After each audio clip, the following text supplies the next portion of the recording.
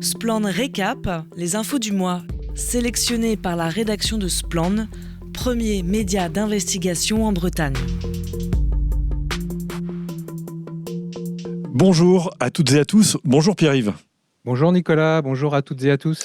Pierre-Yves Bulletot, vous êtes journaliste pour le média associatif Splan, premier média d'investigation indépendant en Bretagne. Et nous nous retrouvons pour parler de l'actualité dans notre région, la Bretagne, vue par Splan au cours du mois de septembre 2025. Et dans votre infolettre de septembre, Pierre-Yves, vous dressez le portrait du futur directeur de l'agence Tout commence en Finistère. Peut-être nous rappeler ce qu'est cette agence tout d'abord, Pierre-Yves. En 2 mots, Nicolas, cette agence qui s'appelait Finistère 360 a été créée par le conseil départemental dans l'optique de développer la notoriété et l'attractivité du Finistère, tant au niveau touristique, économique que résidentiel. Et donc, cette agence, rappelle le portrait que vous avez réalisé, va accueillir un nouveau directeur en la personne de Yannick Moreau, ancien maire des Sables d'Olonne en Vendée et proche de Philippe Devilliers. Et en fait, Nicolas, elle l'accueille déjà, puisque Yannick Moreau a été nommé directeur de cette agence le 4 août dernier. Une arrivée qui se fait d'ailleurs dans un contexte particulier, comme je le rappelle dans mon papier. En janvier dernier, Tout commence en Finistère a fait l'objet d'un rapport assez salé de la Chambre régionale des comptes de Bretagne. En 40 pages, les magistrats pointent de nombreuses irrégularités, dont le parrainage par cet établissement public du skipper Jean Le Cam lors de sa dernière participation au Vendée Globe de 2024. Un contrat, je cite les magistrats, qui n'a donné lieu à aucune publicité ni mise en concurrence, comme c'est pourtant la règle dans ce genre de sponsoring public. Et cette irrégularité a notamment vu l'ONG AC Anticorruption déposer plainte auprès du parquet national financier. Un contexte d'une agence dans la tourmente que l'actuelle majorité départementale impute, je cite encore, à l'exécutif socialiste qui conduisait les affaires jusqu'en 2021. Un contexte que n'a pas souhaité commenter Yannick Moreau, comme il n'a pas répondu à nos questions sur son itinéraire, vous l'avez dit Nicolas, marqué par l'héritage de Philippe Devilliers. Oui, puisque dans ce portrait, vous décrivez notamment ces prises de position clairement ancrées dans la droite catholique. Effectivement, Nicolas, Yannick Moreau est un pur produit de l'Institut catholique de Vendée, pouponnière de la droite légitimiste française, cette droite qui voit en la révolution de 1789 et l'instauration de la République la fin de l'empire français blanc et catholique. Alors avant de devenir maire des Sables d'Olonne, Yannick Moreau a passé une décennie auprès de Philippe Devilliers, son mentor, alors président du Conseil général de la Vendée, tout comme il a été directeur de campagne d'un certain Bruno Retailleau.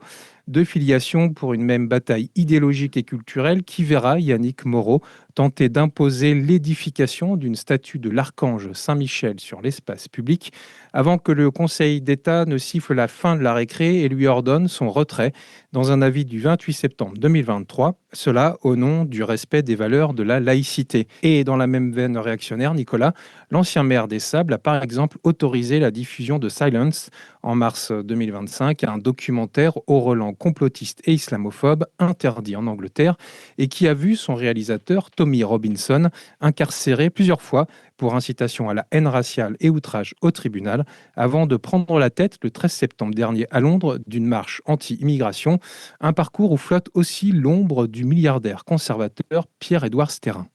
Voilà, et pour retrouver ce portrait complet que vous faites de ce nouveau directeur de l'agence Tout commence en Finistère, rendez-vous sur le site splan.org.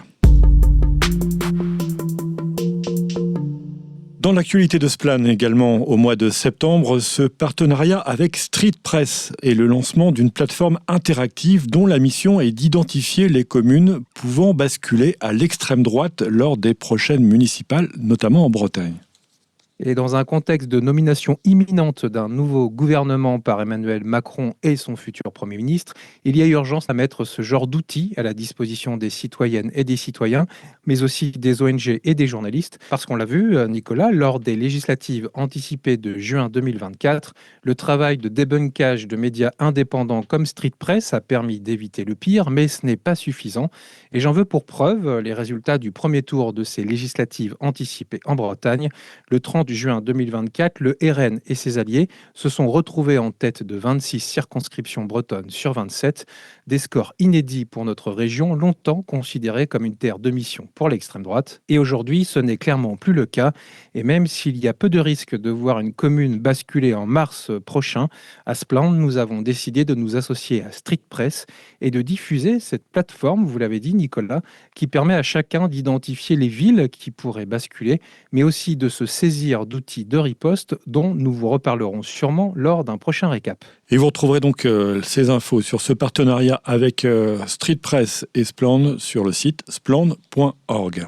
Glané pour vous également au mois de septembre par Splend, Écoterie défend un crédit carbone fictif. Alors peut-être rappeler, Nicolas, qu'Écoterie a déjà fait l'objet d'une alerte dans nos colonnes, c'était en février 2025, où l'on y expliquait comment cette start-up bretonne outrepassait déjà la règle en matière de plantation d'arbres dans des zones classées comme les zones Natura 2000, cela au nom de la préservation de la biodiversité.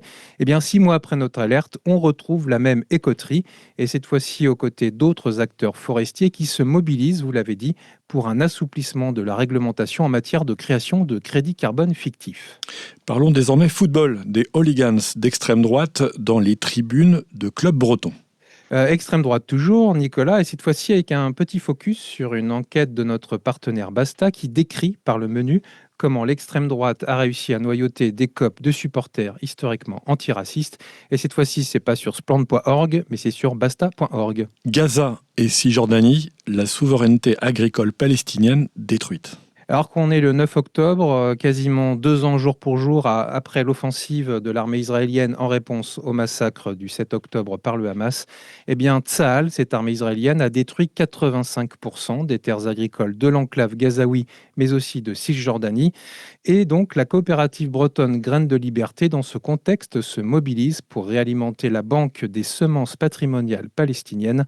Lancée en 2010, cette banque un peu particulière fournit chaque année 80 variétés permettant à 500 paysans de cultiver céréales, légumineuses et même plantes médicinales. Direction les Pays de la Loire. Après la culture, c'est l'écologie qui trinque. Et à croire, Nicolas, que Christelle Morancet a un abonnement dans un magasin de jardinage, tant elle manie la tronçonneuse avec aisance.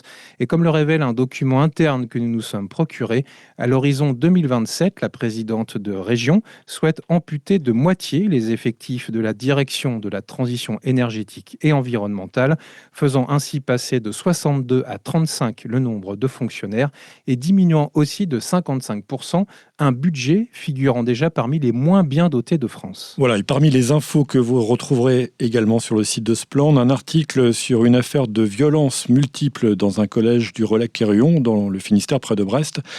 Ça se situe dans les années 70. Affaire qui incrimine l'ancien directeur de ce collège. C'est à lire sur splend.org.